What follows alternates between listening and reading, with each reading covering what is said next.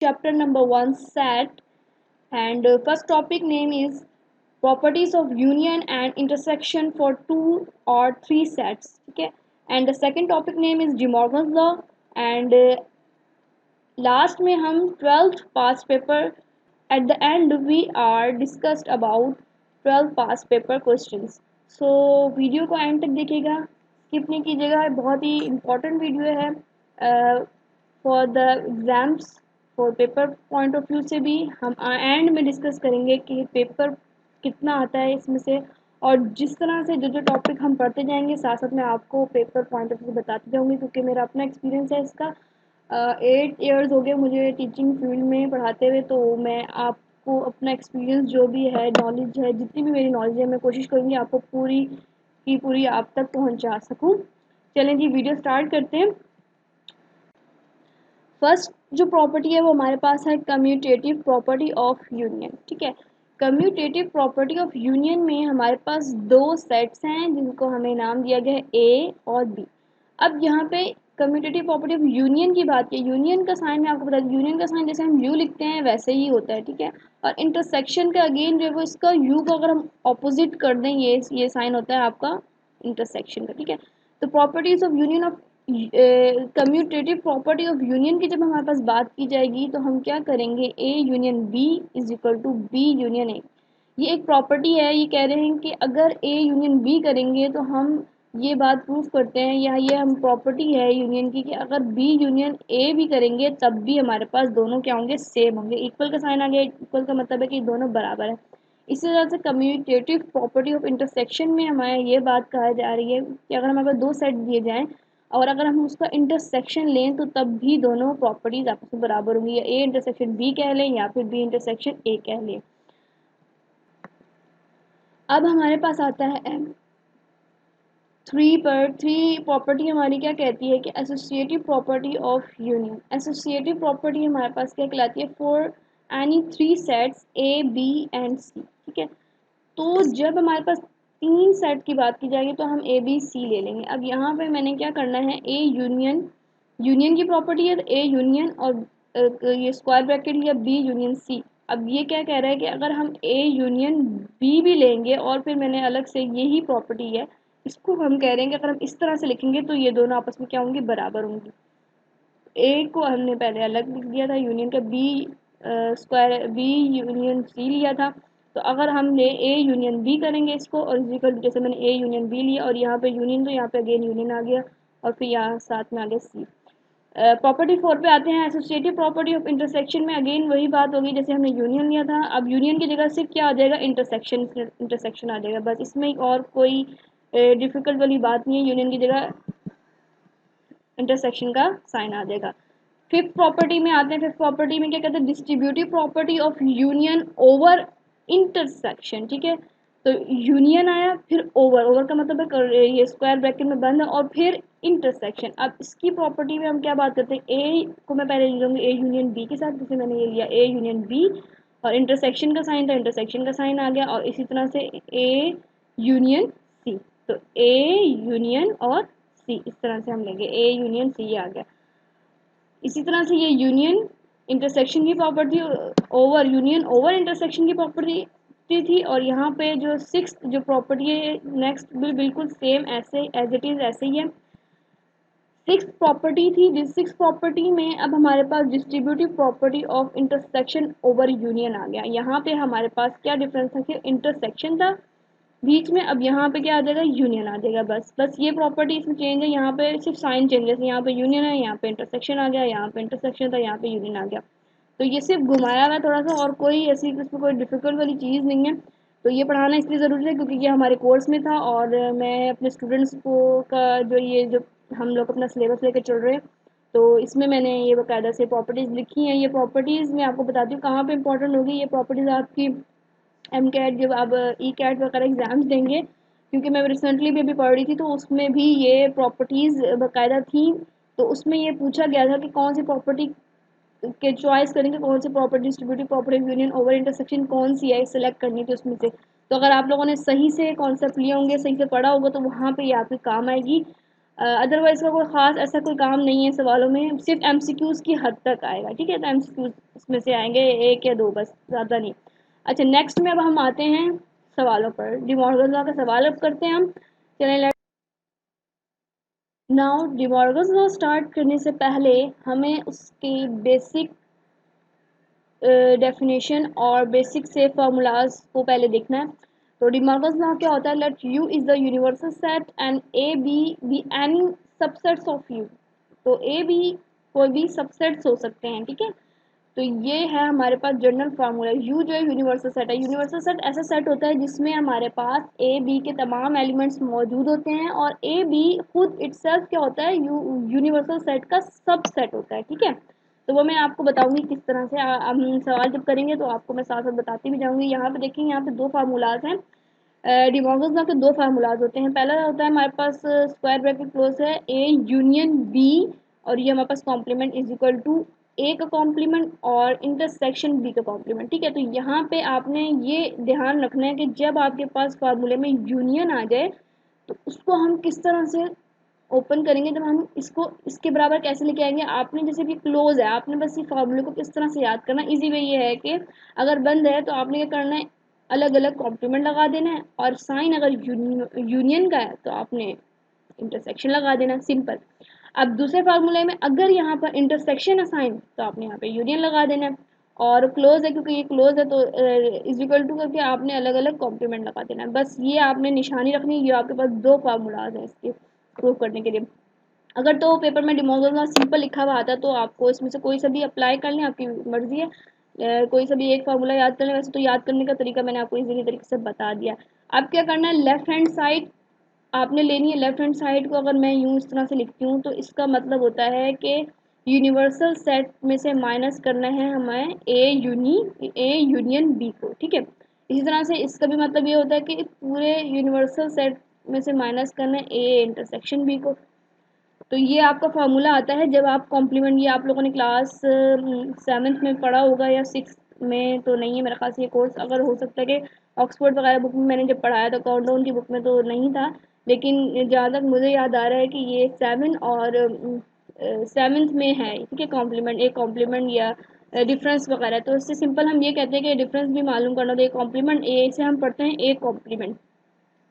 तो एक कॉम्प्लीमेंट जब हम मालूम करते हैं तो यू माइनस ए हम निकालते हैं। और अगर हमने किसी का भी हमने कॉम्प्लीमेंट निकालना है तो आपने क्या करना है? यू बेसिकली ये क्या है? यूनिवर्सल सेट है। ये यू नहीं है, बेसिकली ये यूनिवर्सल सेट है जो तमाम दोनों सेट्स का जो सबसे बड़ा एलिमेंट होता है, जिसमें तमाम नंबर्स मौजूद होते हैं, जो जिसे हम कहते हैं सबसे बड़ा सेट। तो यूनिवर्सल सेट, यूनिवर्सल सेट में से माइनस करेंगे ए को, यूनिवर्सल सेट में से माइनस करेंगे बी को। इसी तरह से एक और फार्मूला होता है कि अगर हम किसी भी सेट का दो बार कॉम्प्लीमेंट लें तो वो अगेन इटसेल्फ एक ए सेट आएगा, ठीक है। अगर हम इसी को कहेंगे बी का दो बार कॉम्प्लीमेंट लें तो ए या बी जो भी है सेट का नाम, वो एज इट इज आ जाएगा, ठीक है। तो ये हो गया फार्मूले का बेसिक से डेफिनेशन। और अब आते हैं हम सवालों पर। अच्छा जी, ये है हमारे पास सवाल नंबर 1। सवाल नंबर 1 स्टार्ट करने से पहले मैं आपको ये एडवाइस दूंगी कि वीडियो को एंड तक देखिएगा, क्योंकि एंड में मैं आपको डिमॉर्गन लॉ के 12th ईयर के इम्पोर्टेंस बताने लगी हूँ कि कौन कौन से आएगा। और सवाल नंबर 1 जो हमने यहाँ पे सॉल्व किया हुआ है स्टूडेंट्स, वो सवाल है 2014 में आया हुआ है। इम्पोर्टेंट सवाल है ये, ठीक है। तो इसको स्किप नहीं कीजिएगा। अच्छा, सवाल नंबर 1 में देखें, यहाँ पे मैं आपको बताती चलो, यू मैंने लिखा है यू इज इक्वल टू 1 2 3 4 5 6, ठीक है। तो ये आपका यूनिवर्सल सेट है। इसमें से हमने इट सब क्या निकाले हैं? इस सब सेट निकाले हैं। ए मैंने सेट ले लिया 1 3 5 7, और बी है हमारे पास 3 4 5 6। Then prove that. इस तरह से देखिए सवाल लिखा हुआ आएगा कि प्रूव करना है इस तरह से। आपने ये डिमॉर्गन लॉ का फॉर्मूला है जो मैंने आपको पीछे बता दिया। अब आपने क्या करना है कि इस चीज़ को हम लेफ्ट हैंड साइड के, क्योंकि हमें प्रूव करना है डिमॉर्गन लॉ, तो हम क्या करेंगे? ये जो आपके पास चीज़ है, ये जो फॉर्म है, ये आपके पास कहलाती है लेफ्ट हैंड साइड। तो हमने यहाँ पर लिखा टेकिंग लेफ्ट हैंड साइड, ये मैंने लिख दिया। और मैंने अभी आपको प्रीवियस भी पीछे बताया कि इसको किस तरह से ओपन करते हैं। ये आपके पास पूरी होल कॉम्प्लीमेंट है, तो आपने लिखना है universal set minus A intersection B. तो आपने क्या करना है? यूनिवर्सल सेट लिखा, इससे पहले आपने अपनी आसानी के लिए क्या करना है, या तो आप कुछ स्टूडेंट वो डायरेक्ट कर लेते हैं जिनका माइंड बहुत अच्छा होता है, तो डायरेक्ट कर सकते हैं, डायरेक्ट भी कर सकते हैं, लेकिन यहाँ पे मैंने स्टेप बाय स्टेप किया हुआ है। तो आपने क्या करना है, ए इंटरसेक्शन बी ले लिया पहले, यहाँ पे मैंने ए इंटरसेक्शन बी निकाला हुआ है, तो ये आपके पास आ गई ए की वैल्यू, इंटरसेक्शन का साइन डाला, इंटरसेक्शन का डाला, बी की वैल्यू ले लेनी, बी की वैल्यू क्या है हमारे पास 3 4 5 6, और इसमें से आपने इंटरसेक्शन निकाला। इंटरसेक्शन का मतलब क्या होता है कि दोनों में से जो नंबर सेम हो वो आपने निकालना है। अब देखें इस सेट में आपके पास 3 सेम है, 1 तो नहीं है, इसमें भी 1 नहीं है, 3 सेम है तो 3 सेम है, अगेन 5 हमारे पास सेम है, यहाँ पर भी 5 सेम है, तो ये हो गया आपके पास इंटरसेक्शन। 5 और 3 सेम है, 3 और 5 भी लिख सकते हैं, 5 और 3 मैंने लिखा हुआ है तो 3 और 5 लिख सकते हैं, कोई मसला नहीं है। 5 3 लिख लें, बहुत अच्छी बात है, बेस्ट हो जाएगा। अब देखें नेक्स्ट में, अब हमने क्योंकि हमारा अभी तो पूरा सवाल नहीं है, हमने सिर्फ ये चीज़ फाइंड आउट किया, ठीक है। तो यूनिवर्सल सेट, तो हमने अभी यूनिवर्सल सेट में से डिफरेंस निकाला है, माइनस का मतलब होता है डिफरेंस, जब डिफरेंस निकालते हैं तो क्या करते हैं, यूनिवर्सल सेट मैंने लिख दिया, माइनस का साइन लिखा और 3 5। अच्छा, माइनस डिफरेंस जैसे हम करते हैं तो क्या करते हैं कि दोनों के एलिमेंट्स जो भी होते हैं वो कैंसिल कर देते हैं। अब देखो सेम है, जो एलिमेंट्स कैंसिल कर देंगे, यहाँ पे 3 था ये कैंसिल कर दिया, यहाँ पे 5 था यहाँ पे भी मैंने कैंसिल कर दिया, ये 3 और 5 अगेन कैंसिल हो गया। तो जितने भी नंबर पहले सेट में बचेंगे, क्या पहले सेट में, क्योंकि अक्सर स्टूडेंट्स क्या करते हैं कि जो सेट में बाजू का ऐसा होता है कि नंबर बच जाते हैं दूसरे सेट में भी, तो वो भी लिख देते हैं, तो वो क्या होता है आंसर गलत हो जाता है। तो पहले सेट में जितने भी नंबर्स बच गए कैंसिलेशन होने के बाद 1 3 5 और 6 7 बच गया, तो 1 3 और 5 सॉरी कैंसिल हो गया, तो 1 2 4 बच गया, 6 बच गया और ये हो गया 7। तो ये आपका पहला जो है वो लेफ्ट हैंड साइड आपका आ गया। अब नेक्स्ट में हमारे पास आता है राइट हैंड साइड, जाहिर सी बात है, ऑब्वियसली सी बात है, लेफ्ट हैंड साइड हमने प्रूव कर लिया। अब हम आते हैं राइट हैंड साइड पे। राइट हैंड साइड हमें क्या कहता है, A complement union B complement, ठीक है। तो ए कॉम्प्लीमेंट मालूम करने के लिए क्या करना होता है, यूनिवर्सल सेट माइनस ए करेंगे। यूनिवर्सल सेट में हमारे पास ये एलिमेंट्स है 1 2 3 4 5 6 7, और ए में माइनस का साइन है तो डिफरेंस का साइन आ गया, माइनस का साइन आ गया, 1 3 5 7 थी, ठीक है। डिफरेंस मैंने कैसे निकालना सिखाया आपको कि आपके पास जो दोनों सेट्स में से नंबर होंगे वो आपने कैंसिल कर देने, और जो सेट 1 के अंदर नंबर बच जाएंगे वो आपने लिखने, ठीक है। तो 1 कैंसिल हो गया, 1 कैंसिल हो गया, 3 कैंसिल कर दिया, 3 कैंसिल कर दिया, 5 और 7 कैंसिल कर दिया, ठीक है। पीछे कौन से नंबर बचेंगे, 2 बच गया, 4 बच गया, और ये हमारे पास बच गया 6। इसी तरह से बी कॉम्प्लीमेंट में भी हम यही करेंगे, सेम एज प्रोसीजर। 3 कैंसिल कर दिया, 3 था 3 कैंसिल कर दिया, 4 था 4 कैंसिल कर दिया, 5 था 5 भी कैंसिल कर दिया, और 6 भी कैंसिल कर दिया। पीछे हमारे पास बच गया 1 2 एंड 7, ठीक है। तो 1 2 एंड 7। अब हमें मालूम करना है A complement union B complement. अब कॉम्प्लीमेंट कॉम्प्लीमेंट के तो हमने सेट्स के नंबर निकाल दिए, अब हमने दोनों को क्या करना है, यूनियन लेना है, दोनों सेट्स का हमने यूनियन लेना है। अब हमने यूनियन ले लिया, यूनियन में हम क्या करते हैं, तमाम एलिमेंट्स को एक साथ लिख देते हैं, ये आप ऑलरेडी पढ़कर आ चुके हैं, 8 में पढ़ा है आपने, ये 6 में भी पढ़ा है। डिफरेंस निकालना आप लोगों ने पढ़ा है, यूनियन इंटरसेक्शन ये मैं पहले पढ़ा चुकी हूँ आप लोगों को, लेकिन अगर आप लोगों को फिर भी कोई कमेंट में अगर किसी को नहीं समझ में आता और कोई ये कह रहा है कि यूनियन इंटरसेक्शन बेसिक से दोबारा से समझाएं, तो मैं फिर आप लोगों को एक इसमें भी ट्यूटोरियल बना दूंगी आपके लिए। तो आज की वीडियो यहाँ तक थी। अच्छा, नेक्स्ट में एंड में मैंने आपको कहा था मैं आप लोगों को बताऊंगी इससे रिलेटेड एक दो सवाल, और मैं आपको इसका सोल्यूशन दे देती हूँ, आप लोगों ने खुद सॉल्व करना है इसको देखकर। और इससे रिलेटेड मैंने पास पेपर्स आपसे जो है वो सॉल्व करवाने हैं। तो अब ये देखिए यहाँ पर ये क्वेश्चन जो है वो थोड़ा सा चेंज है। तो अक्सर सवाल इस तरह से आते हैं आपके पास बोर्ड में पेपर में, तो मैं आपको भी एंड में बताऊंगी कि किस तरह से आपके सोल्यूशन आएगा, किस तरह से सवाल बन के आते हैं। लेकिन यहाँ पे यूनिवर्सल सेट दिया हुआ और x such that x belongs to natural number, x is less than N 10। It means के आपने नेचुरल नंबर्स लेने हैं। नेचुरल नंबर्स क्या होते हैं, 1 2 3 एंड सो ऑन। और यहाँ पे जो साइन दिया हुआ है, अब हमें पता कैसे चलेगा कौन से हमने नंबर लेने हैं। तो आपने क्या करना है, less than equal to, less than और इक्वल टू का साइन आया है, तो इक्वल टू का साइन है कि मीन्स के छोटे भी, और इक्वल, जब इक्वल का साइन आ गया है तो इट मीन्स कि हम 10 भी इंक्लूड करेंगे। अब देखिए यहाँ पे मैंने सेट किया था यूनिवर्सल सेट का, जो हमने तो हमने क्या करना है, यूनिवर्सल सेट का हमारा जो सेट बनेगा वो क्या बनेगा, 1 से लेके 10 तक का, ठीक है। और ए में हमने जो नंबर्स लेने हैं वो 2 4 6, ये तो आपके पास गिवन है, ये सवाल है आपके पास, ये क्वेश्चन नंबर 2 जो है वो आपका सवाल है। और इस तरह से left hand side find out करनी है और अगेन राइट हैंड साइड आपने फाइंड आउट करनी है। आपकी मर्जी है, पहले ए यूनियन बी ले लें। यहाँ पे मैंने ए यूनियन बी डायरेक्ट लिया, तो ये सब एलिमेंट्स 1 और 2 के जितने भी एलिमेंट्स थे वो सब एक साथ आ गए। और इसका कॉम्प्लीमेंट पे जब आप लेंगे तो क्या करेंगे, कॉम्प्लीमेंट में क्या करते थे, U minus A union B, U को तो यूनिवर्सल माइनस यूनिवर्सल सेट में से माइनस करने ए यूनियन बी को, तो ये आपने यूनिवर्सल सेट लिया हुआ है और माइनस किया ए यूनियन बी से। तो ये आपने इस तरह से फाइंड आउट कर दिया कि ए कॉम्प्लीमेंट बी आपका आ गया। नेक्स्ट में राइट हैंड साइड में हमने क्या किया है, राइट हैंड साइड में आपने अगेन यही करना है, A complement intersection B complement. तो इसका फार्मूला हमारे पास बनेगा U minus A intersection U minus B. आप जो पहली एग्जाम्पल है जिस तरह से मैंने किया था आप वैसे भी कर सकते हैं, ये आप इस तरह से भी कर सकते हैं कि आप पहले ए कॉम्प्लीमेंट का अलग से निकाल लें। ए कॉम्प्लीमेंट हमें पता है कि यूनिवर्सल माइनस ए के बराबर होता है, तो ये हमने ए कॉम्प्लीमेंट ही निकाला है। इस तरह से हमें ये भी पता है कि बी कॉम्प्लीमेंट किसके बराबर होता है, यू माइनस बी के बराबर, तो ये हमने बी कॉम्प्लीमेंट ही निकाला हुआ है, तो हमने इसको इस तरह से भी लिखा हुआ है। तो आपकी मर्जी है कि किसी तरह से भी लिख लें, लेकिन अगर आपको मैथड समझ में आ जाता है तो आप हर सवाल कर सकते हैं।